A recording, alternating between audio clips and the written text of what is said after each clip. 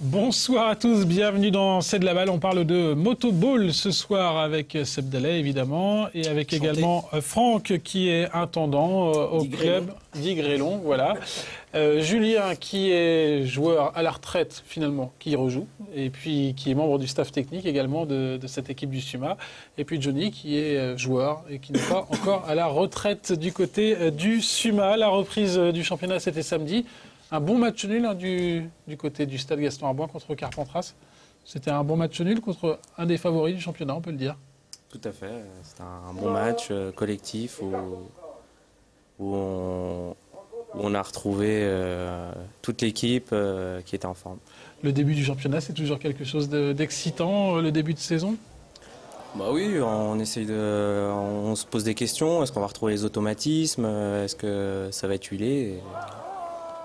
Et bon, on a vu que oui, l'expérience payait. Franck, l'impression sur ce premier match de championnat, c'est un bon résultat ? On sait que bien sûr, moi c'est comme si c'était une victoire. Je pense que oui, l'équipe a fait le boulot. C'est pas sous-estimé pour une fois. Qui est bien rentré dans son match, qui n'a rien lâché.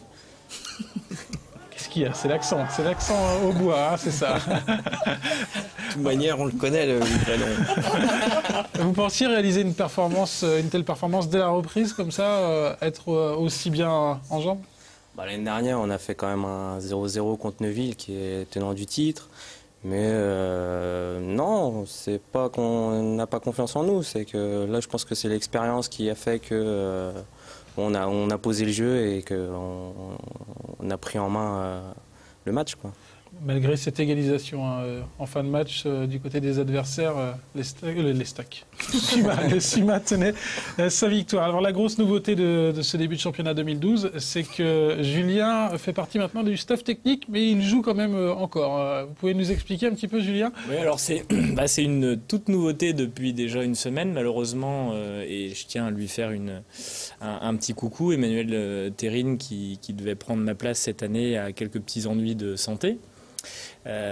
Qui sont survenus du jour au lendemain et malheureusement il a dû être hospitalisé, donc avec tout le staff technique on a convenu que je le remplacerai donc samedi dernier. C'était pas du tout prévu, je m'étais pas du tout préparé à ça. Maintenant je pense que c'est important, c'est pas forcément ma venue dans les buts samedi soir, c'est plutôt de penser à Emmanuel qu'il ait un bon rétablissement et puis qui reviennent avec nous assez rapidement, quoi. Mais vous avez aussi un rôle maintenant dans le staff technique, c'est quoi ce rôle ? Le rôle qui avait déjà été annoncé, la dernière émission, c'est de seconder Philippe Lenoir dans son rôle d'entraînement à domicile et à l'extérieur avec Cyril Johnson.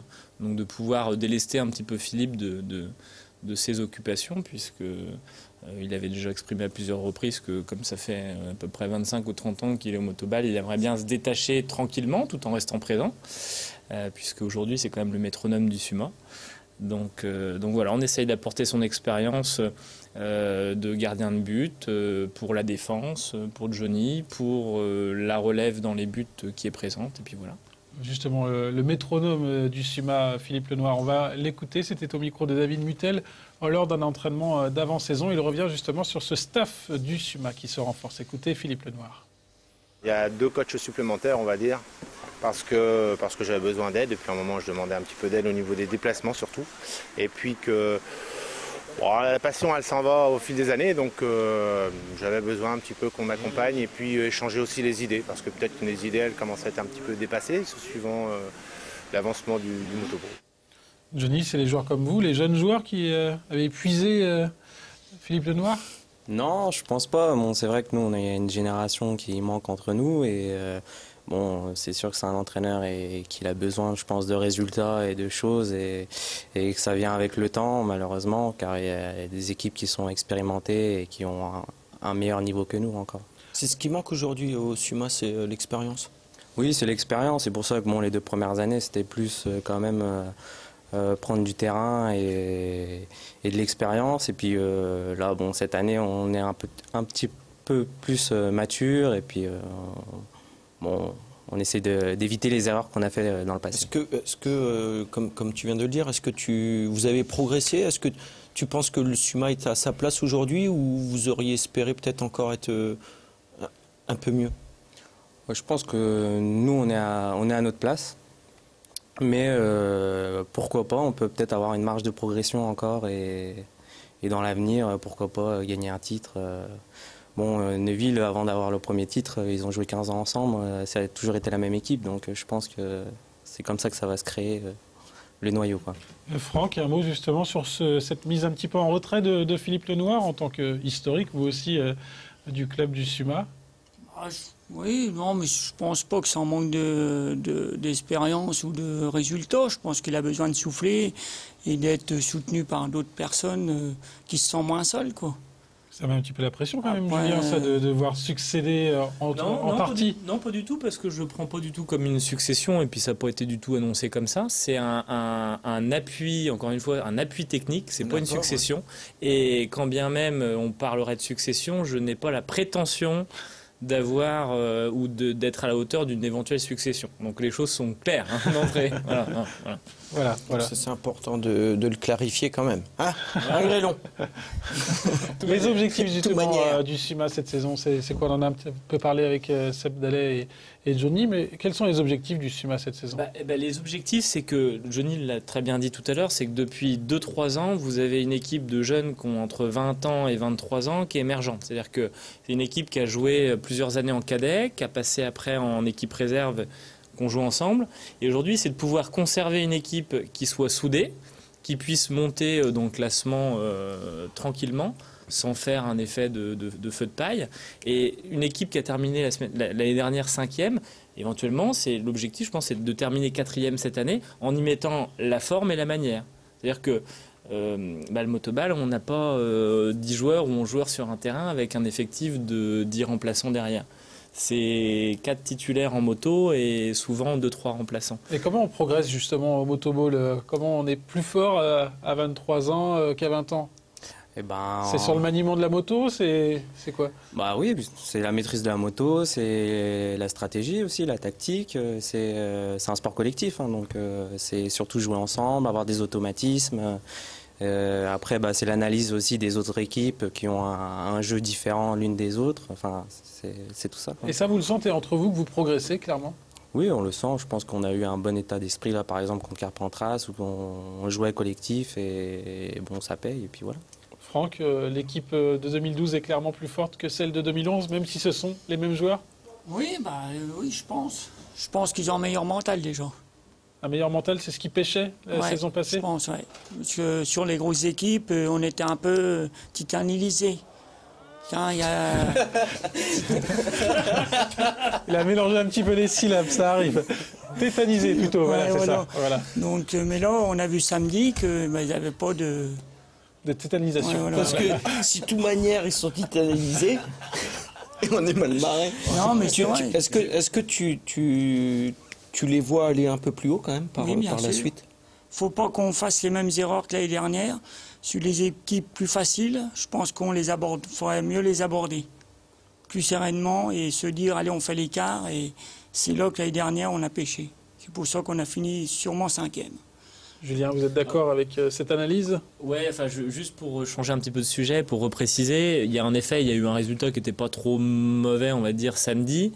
Faut pas oublier que l'équipe de Carpentras, pour moi, personnellement, elle n'était pas à son niveau, je pense, d'habitude, même si ça n'enlève en rien la prestation de Johnny et de ses coéquipiers.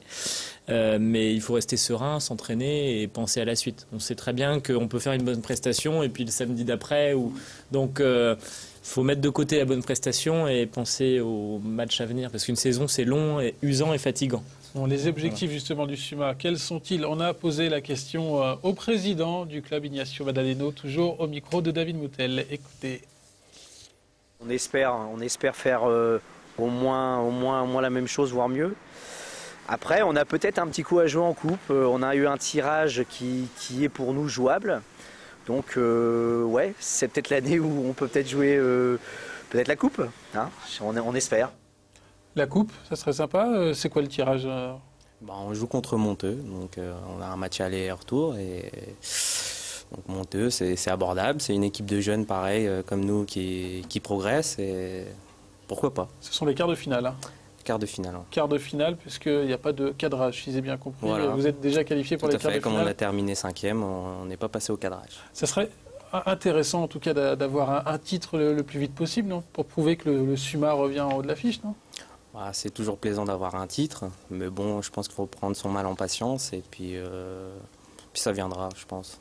C'est ça, Franck, il faut attendre avant d'avoir ce titre. Vous l'attendez, vous, en tant qu'intendant, mais aussi grand supporter du SUMA? Oui, non, mais c'est sûr, on l'attend tous, mais bon, tant que rien n'est joué, quoi. Mais bon, c'est vrai qu'il ne faut pas brûler les étapes. Mais ça manque un peu d'ambition, non? Non, faut pas... Non, je pense que déjà en place, il y a déjà des équipes qui sont quand même bien placées avec des internationaux et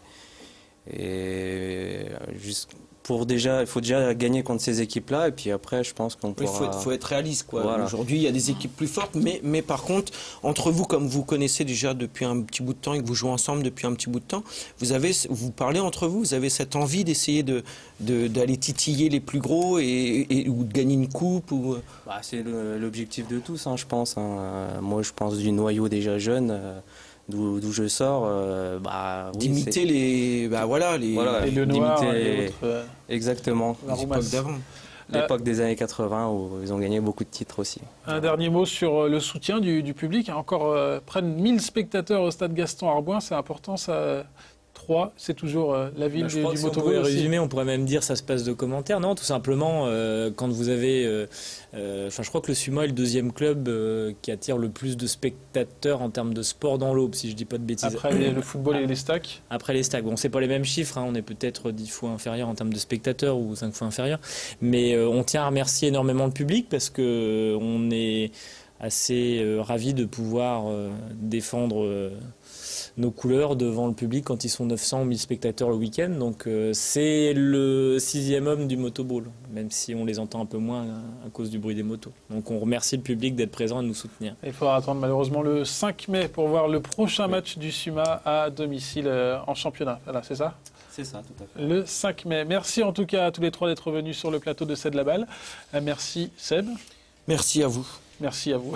Merci à vous, merci à toi Grélon pour ces bons moments de télévision. La semaine prochaine, on parlera de pétanque avec le comité de l'Aube de pétanque qui sera présent sur le plateau de Canal 32. Très belle soirée à tous et à très bientôt pour un nouveau numéro de C'est de la balle.